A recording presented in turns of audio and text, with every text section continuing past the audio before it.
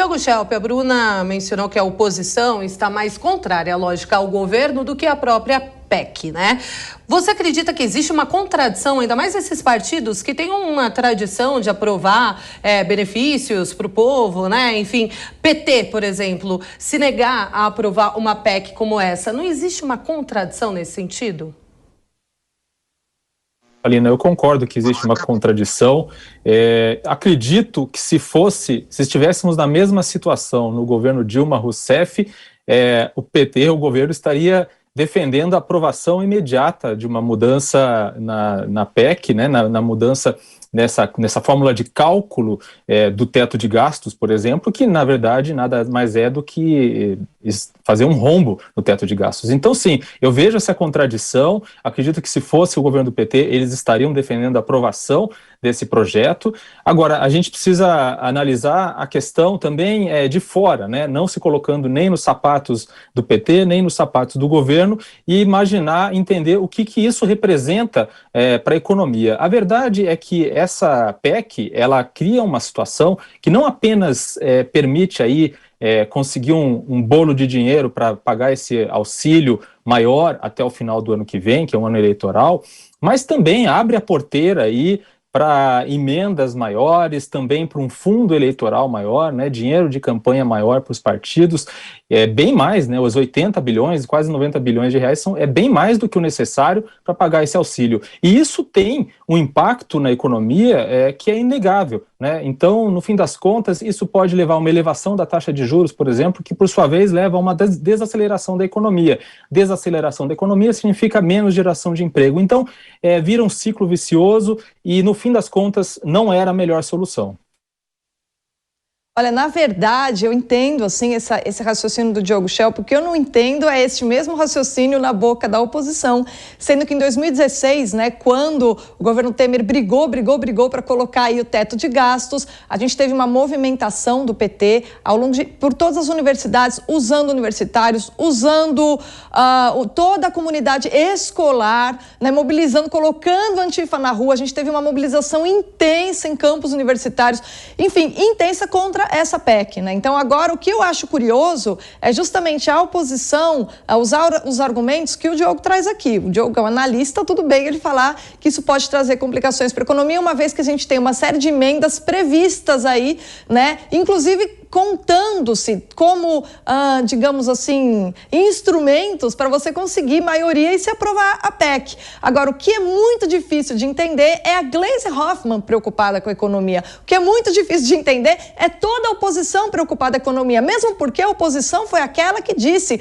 não, vamos salvar vidas, que horror esse presidente falando de economia a gente vê depois. Ué, mas agora eles querem economia no momento que o Auxílio Brasil serve para tapar o buraco, tapar a catástrofe gerada pelo fechamento, pelos lockdowns, fechamento de comércio ao longo da pandemia. Veja, a gente está pagando um preço alto, e um preço alto duplo, porque o Centrão não negocia barato. E daí todo mundo sabe disso. O PT em primeiro lugar, porque o PT pagava mesada para conseguir voto do Centrão, então o PT conhece, sabe como o Centrão funciona. É muito mais difícil quando você vai por meio do acordo, liberação de emenda, do que quando você fazia tática José Dirceu de pagar mesadinha. Na época da mesadinha era mais fácil comprar aquele pessoal. Hoje em dia, por meio do acordo, fica mais complicado.